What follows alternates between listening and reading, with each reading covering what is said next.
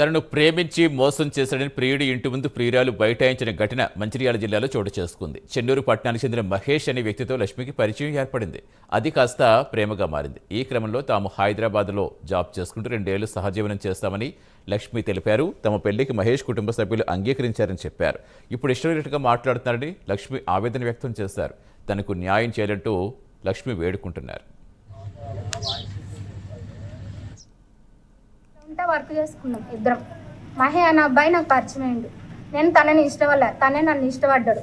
నేను చెప్పినా నాకు ఫస్ట్ 7th క్లాస్లో మ్యారేజ్ అయింది. మరి అబ్బాయికి పిల్లలు పుట్టే అవకాశం లేదని చెప్పేసి హాస్పిటల్లో చెప్పేసరికి డివోర్స్ ఇచ్చేసిండ్రు.